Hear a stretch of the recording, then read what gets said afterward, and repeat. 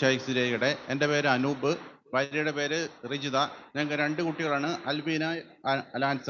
ഞങ്ങൾ ഷാർജയിലാണ് താമസിക്കുന്നത്. കഴിഞ്ഞ വർഷം നവംബർ മാസത്തിൽ ഞങ്ങളുടെ മൂത്ത കുട്ടിക്ക് പറ്റിയ ഒരു അസുഖത്തെക്കുറിച്ച് സംഭവിച്ചു. കഴിഞ്ഞ വർഷം നവംബർ മാസത്തിൽ ഞങ്ങളുടെ മൂത്ത കുട്ടി സ്കൂളിൽ പോയപ്പോൾ പെട്ടെന്ന് സ്കൂളിൽ നിന്ന് ഒരു കോൾ വന്നു. അവൾക്ക് ശ്വാസം മുട്ടലാണ്, പെട്ടെന്ന് വരണമെന്ന് പറഞ്ഞു. അപ്പം പെട്ടെന്ന് ചെന്നപ്പോൾ അവൾക്ക് ശ്വാസം ഒട്ടും ശ്വസിക്കാൻ പറ്റുന്നില്ല.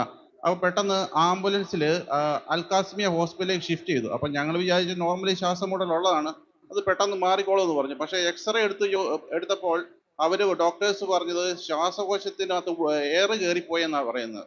അപ്പം അത് പിന്നെ പെട്ടെന്ന് തന്നെ അവർ ഒരു ശ്വാസകോശത്തിലേക്ക് ഒരു ട്യൂബ് ഇട്ടിട്ടും അത് ഒരു ദിവസം കഴിഞ്ഞ് 2 ദിവസം കഴിഞ്ഞ് ഒരാഴ്ചയായി. ട്യൂബ് മാറ്റാൻ പറ്റില്ല. ട്യൂബ് മാറ്റുമ്പോൾ തന്നെ പെട്ടെന്ന് കുട്ടിക്ക് ശ്വസിക്കാൻ പറ്റുന്നില്ല. അപ്പോൾ ഒരു ദിവസം രാത്രി വൈഫ് റാംസ് അച്ഛനെ വിളിച്ച്, അച്ഛാ ഇങ്ങനെ ഒന്ന് വിളിച്ചെന്ന്. അച്ഛൻ പറഞ്ഞു, മോളെ നീ ഇങ്ങനെ പ്രാർത്ഥിക്ക്, നാളെ രാവിലെ ആകുമ്പോഴത്തേനും കുട്ടിക്ക് സൗഖ്യം വരുമെന്ന് പറഞ്ഞു. ഞാൻ വീട്ടിലെ വൈഫ് ഒറ്റയ്ക്കാണ് ഹോസ്പിറ്റലിൽ നിൽക്കുന്നത്. പിറ്റേ ദിവസം രാവിലെ നോക്കുമ്പോഴത്തേനും ട്യൂബ് കുട്ടി തനിയെ കൈ കൊണ്ട് എടുത്ത് മാറ്റിയിരിക്കുകയാണ്. അതിനുശേഷം പിന്നെ ട്യൂബ് വെക്കേണ്ടി വന്നില്ല. പിന്നെ ഞങ്ങൾ പെട്ടെന്ന് ഡിസ്ചാർജ് ആവിലാമ്മ റാംസച്ചിലൂടെ സൗഖ്യം ഞങ്ങൾ പൂർണ്ണമായി വിശ്വസിക്കുന്നു. ഈശോ നന്ദി, ഈശോയെ സ്തുതി.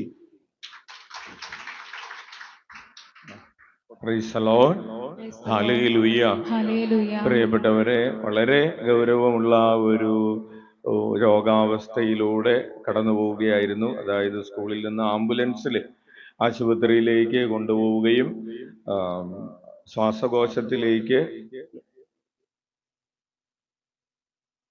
ശ്വാസകോശത്തിൽ എയർ കയറിയിരിക്കുന്ന അവസ്ഥ, അത് ട്യൂബിട്ടെടുക്കേണ്ട അവസ്ഥ, മേജർ സർജറി ഒക്കെ ചെയ്യേണ്ടി വരും എന്ന് പറഞ്ഞിരിക്കുന്ന കുറവില്ലായിരുന്നു. അങ്ങനെ വലിയ രോഗപീഠകളിലൂടെ കടന്നു പോകുന്ന ഒരവസ്ഥയിൽ ഐസിയുലായിരുന്നു അല്ലെ. അപ്പോ അച്ഛൻ പറഞ്ഞു, അടുത്ത് ചെന്നിട്ട് മോൾ ഈശോയുടെ കുഞ്ഞാണ്, ഈശോ മോളെ സ്നേഹിക്കുന്നു എന്ന് ആവർത്തിച്ച് പറയാനായിട്ട് പറഞ്ഞു. അങ്ങനെ ആവർത്തിച്ച് പറഞ്ഞ് പ്രാർത്ഥിച്ചു. നേരം വെളുത്തപ്പോഴേക്കും എത്ര ദിവസങ്ങൾ കഴിഞ്ഞു പറഞ്ഞു? 23-ാം തീയതിയാണ് മോൾക്ക് അതിശക്തമായ പനി വന്നത്. നവംബർ 23. 20-ാം തീയതിയാണ് മോളെ അഡ്മിറ്റ് ചെയ്തത്. 23-ാം തീയതി അതിശക്തമായ പനി വന്നു. അതിനുശേഷം അവർ ആൻറ്റിബയോട്ടിക് ഒക്കെ കൊടുത്തു. എല്ലാ ദിവസവും എക്സ്റേ എടുക്കുന്നുണ്ടായിരുന്നു. എക്സ്റേ എടുക്കുന്നതിലും ഒന്നും പ്രത്യേകിച്ച് മാറ്റങ്ങളൊന്നും കണ്ടില്ല. 24-ാം തീയതി മോളുടെ ബർത്ത്ഡേ ആയിരുന്നു. അന്ന് അതിശക്തമായ ശ്വാസം മുട്ടലുണ്ടായി. ഒരു കുറവുമില്ല. എനിക്ക് പെട്ടെന്ന് എന്ത് ചെയ്യണമെന്ന് എനിക്ക് മനസ്സിലായില്ല. ആ സമയത്ത് എനിക്ക് പെട്ടെന്നൊരു വചനം ഓർമ്മ വന്നു. യാക്കോബ് ശ്ലീഹായുടെ സുവിശേഷം 5-ാം അധ്യായം 14-ാം വാക്യം, നിങ്ങളിൽ ആരെങ്കിലും രോഗികളായിട്ടുണ്ടെങ്കിൽ അവർ സഭയിലെ ശ്രേഷ്ഠന്മാരെ വിളിക്കട്ടെ എന്നുള്ളൊരു വചനമായിരുന്നു എനിക്ക് എൻ്റെ മനസ്സിൽ വന്നത്.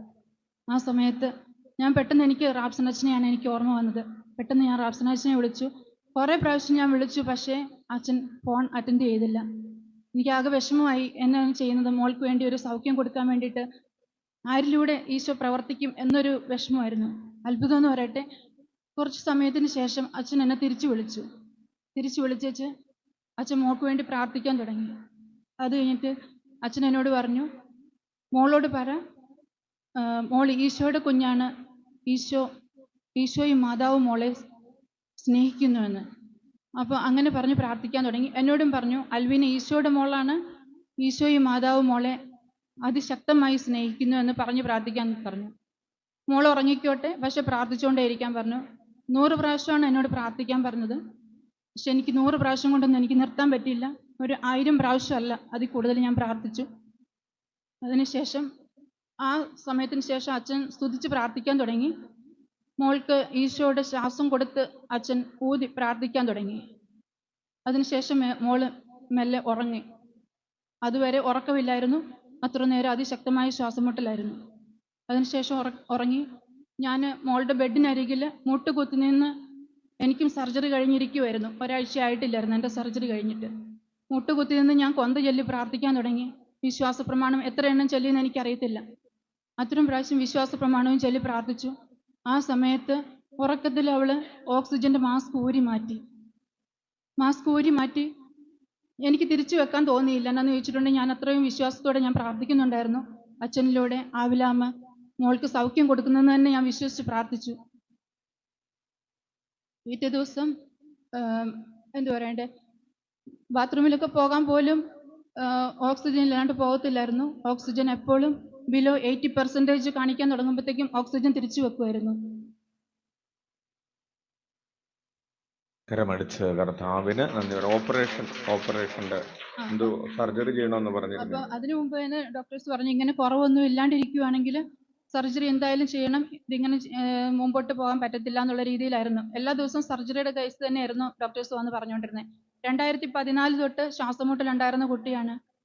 ആ നേരത്തോട്ട് വെന്റോൾ എന്ന് പറഞ്ഞ് ഇൻഹേലറും അല്ലെങ്കിൽ നെബുലൈസേഷൻ അങ്ങനെ ഓരോന്നും മാറി മാറിയായിരുന്നു കൊടുത്തുകൊണ്ടിരുന്നത്.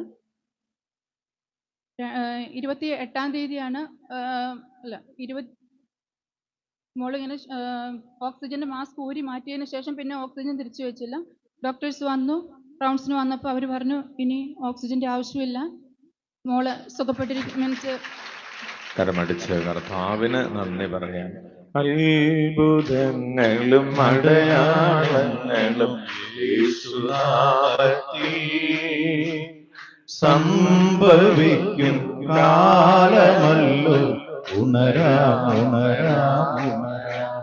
പ്രൈസലോ. ഒരു ദിവസം അച്ഛൻ രാത്രി ഫോണിൽ കുറച്ച് കാര്യങ്ങൾ വായിച്ചുകൊണ്ടിരിക്കുകയായിരുന്നു. അപ്പോഴാണ് രചിതയുടെ ഫോൺ ഇങ്ങനെ വന്നുകൊണ്ടിരിക്കുന്നുണ്ട്. 11 മണി മുതൽ 12 മണി വരെ തുടർച്ചയായിട്ട് കോള് വന്നുകൊണ്ടിരിക്കുന്നുണ്ട്.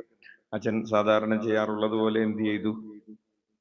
ഫോൺ എടുത്തില്ല, കട്ടൊന്നും ചെയ്തില്ല, ഹല്ലേലൂയ. അപ്പോ അച്ഛന് 12 മണിയായി, കിടക്കാറായി കഴിഞ്ഞപ്പോ അച്ഛനോട് രജിതനോട് ഈശോ പറഞ്ഞതുപോലെ അച്ഛനെ ഒരു പ്രചോദനം കിട്ടുകയും അച്ഛൻ തിരിച്ചു വിളിക്കുകയും ചെയ്തു. അങ്ങനെ അതാണ് നിങ്ങൾ വിചാരിക്കരുത് ഞങ്ങളെ അച്ഛനെ തിരിച്ചു വിളിക്കുന്നില്ല എന്ന് വിചാരിക്കരുത്.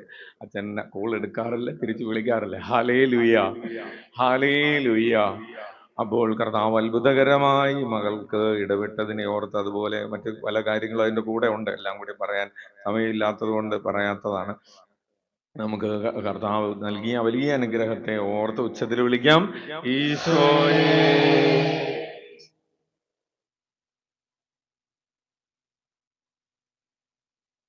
നമുക്ക്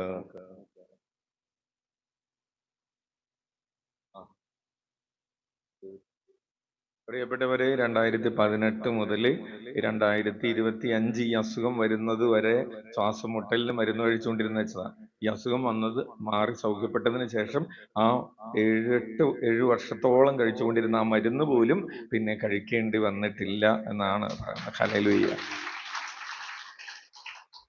മിശിഹായ്ക്ക് സ്തുതിയായിരിക്കട്ടെ. എൻ്റെ പേര് റോസമ്മ, എടൂർ ഇടവകമാണ്. ഞാൻ സാക്ഷ്യം പറയാൻ താമസത്തിൽ ക്ഷമ ചോദിക്കുന്നു. ഞാൻ വീണിട്ട് കൈ മുകളിലേക്ക് ഉയർത്താൻ കഴിയുന്നില്ലായിരുന്നു. ഡോക്ടറെ കാണിച്ച് എക്സ്റേ എടുത്തപ്പോൾ കൈയുടെ തോളലിന് ചെറിയ പൊട്ടലും ചിലപ്പോൾ മസിലും വീണ് പോയിട്ടുണ്ടാവും എന്ന് പറഞ്ഞു.